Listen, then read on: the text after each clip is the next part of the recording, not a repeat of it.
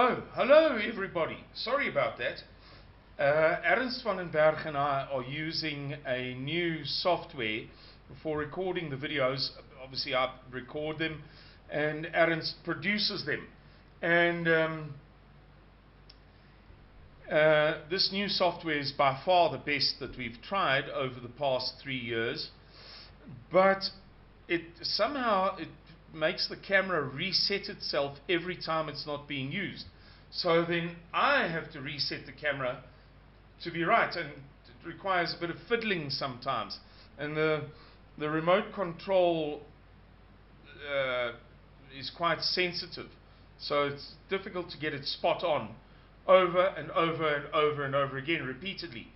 Alright, so hopefully we've got this good frame here. I want to talk to you about the Trump election, or the United States election. We've had a number of inquiries from people. I don't know, the exact number that Mr. Miller has received, but I've received umpteen dozen, about our opinions of the United States election, what's going on, who's going to win, what this, that, the next thing. I'm not going to go into all of the details of what we know and understand. Now, without sort of bragging, obviously, Suidlanders, having spent 6 months, 3 years ago in the USA, and then I think 6 weeks, then 3 weeks, then 10 days, then 3 weeks again, and so on and so forth. I think altogether something like 10 months over the past 3 years in the USA. We have a little bit of an insight, not a grand insight, but a little bit of an insight into, or a little bit better insight than most average South Africans into how the system works in the USA.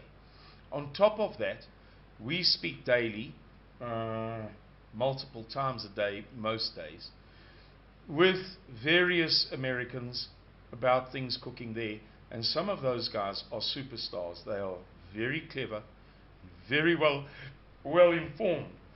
I must say that the category or the tier or the class of support or supporters, that we have overseas tends to be kind of a cut above. They tend to be very, very sharp people. And so we know what's going on, but I'm going to limit this video to like a distilled synopsis. It's an expression that they use a lot in marketing and advertising and public relations and so on. To distill a complicated idea down to something simple. Right, so I'm going to distill this down to something simple. There's a lot to talk about. We could talk all day long about what's cooking in the United States elections. But let us reduce it, let us distill it to the following.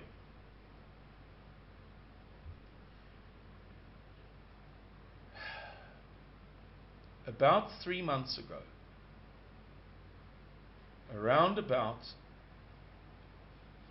late June, early July, that would make it 4 months ago, I held a conversation with one of our leading supporters in a place called Sayre, Pennsylvania. It's spelled S-A-Y-R-E, if you're interested. Sayre, Pennsylvania. A very, very, very, very sharp young man. And during the course of the conversation, we reached a point at which there was a logical conclusion to be drawn. And I said to him, if this and this and this and this and this are the case, we must conclude that there's going to be an attempted coup through the voting system. It was an inescapable conclusion. It's not that I had some splendid insight. It was a logical extrapolation or a logical conclusion drawn from what's technically known as the syllogisms 1 plus 1, those are the syllogisms, equals the conclusion 2. Because we've been discussing some unbelievable evidence, and that carried on up until about 4 or 5 weeks ago. And so Mr. Miller and I have been discussing this. Mr. Miller, as all of you know, has an extensive background, or let's say an intensive background, in intelligence. He was in intelligence in the army. He was in the, I'm probably going to get this wrong, but the intelligence school. I'm probably slightly mistaken. And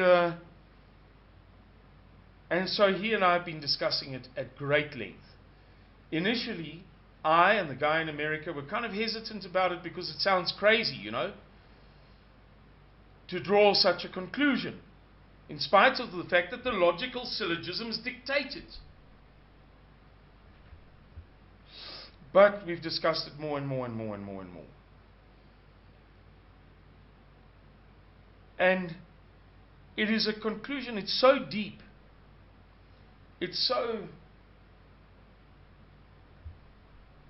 I don't know, what's the right word, murky, this thing, that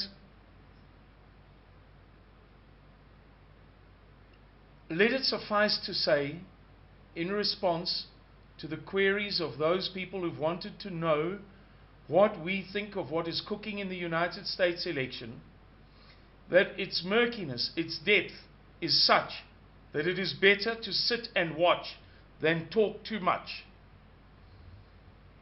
Now some people will say, they're just waiting to see if they were going to be right, and then they're going to tell us that they were right all along. So I think, besides the fact that I have witnesses to this, that we have witnesses to this,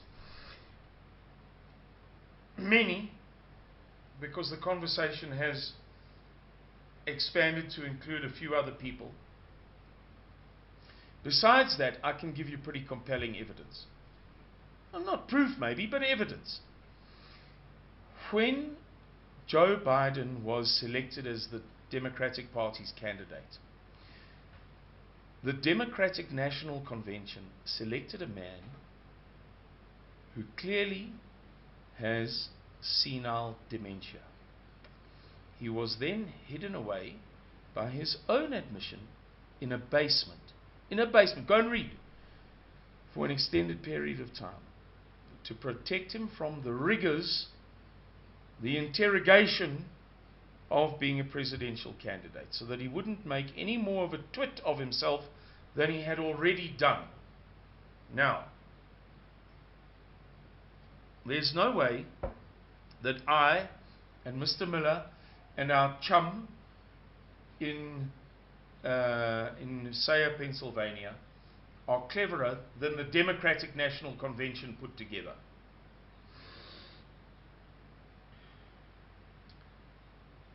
Therefore, we reach the inescapable, ineluctable conclusion that the Democratic National Convention knowingly and deliberately selected a candidate with senile dementia. Which brings you to the question, why? Why would you do that?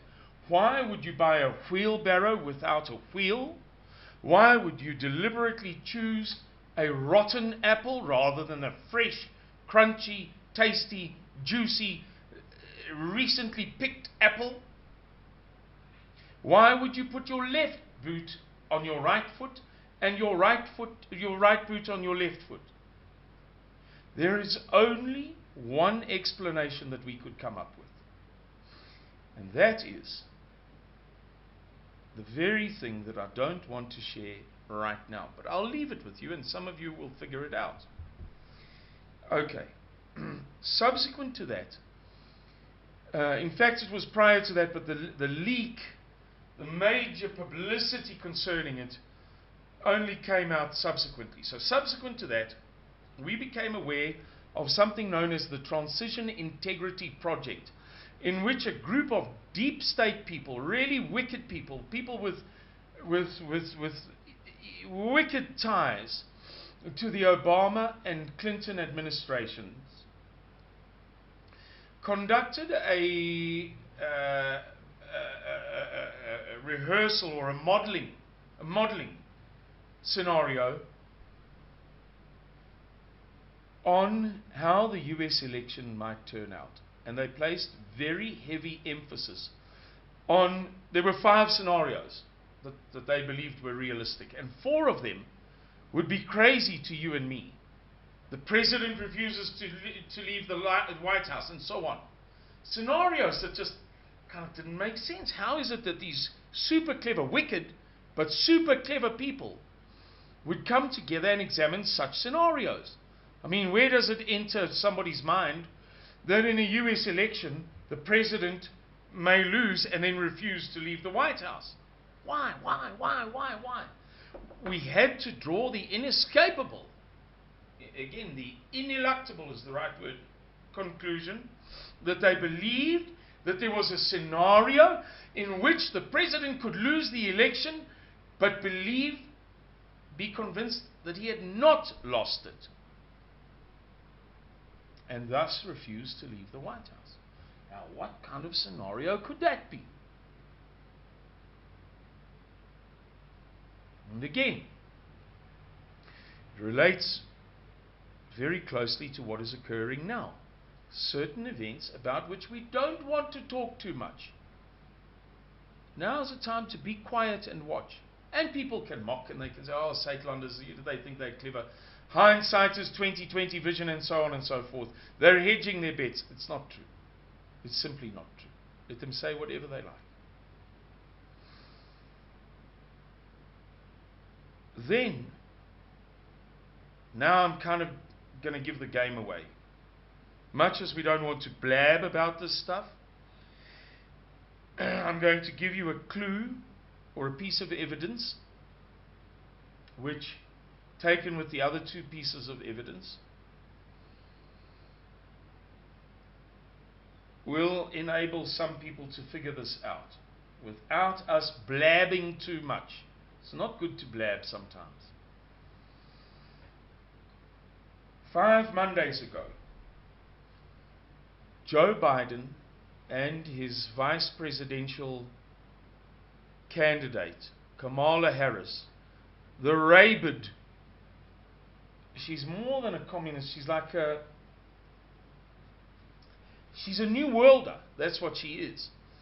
And New World Order, some people confuse with communism, and the 2 are connected, but really, New World Order has a far more spiritual component to it than communism does. Yes, you could argue that the origins of communism, as made clear by Karl Marx in his letters to his friend, are indeed spiritual. That is true. It is correct. You're right. But 999,999 people out of 1 million have no idea of that. So let's just keep it simple.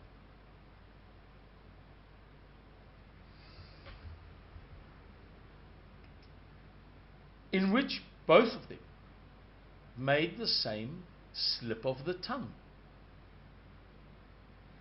An improbable slip of the tongue for any one of them, for either one of them to have made.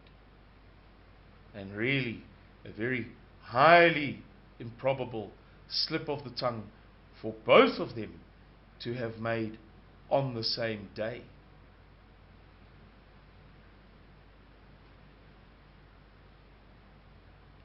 They both said, in the course of a speech, they each said, the speech is given in different places, but on the same day, they both used the expression or the phrase, the Harris administration. Now, again, we don't want to say too much. It's not the right time. It's not the clever time to say too much. But this video will be produced in the next 2 or 3 days. Today is the 7th. Aris will have it out in the next 2 or 3 or 4 or 5 days, depending upon his workload. And it will still be relevant, even if the matter has already been concluded. let it suffice to say that there is, and there has been for some time, and we have been examining it very closely, compelling evidence to believe that this scenario now is a setup, and without falsely taking credit, without trying to look too clever after the fact, I can solemnly tell you that Mr. Miller and I and this gentleman have been discussing this very thing going back 4 months. This very scenario.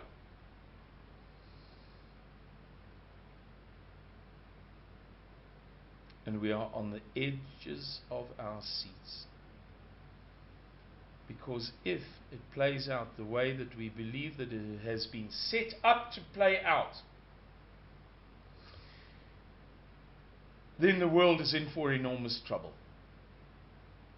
Let's let that suffice. Thank you everybody for watching.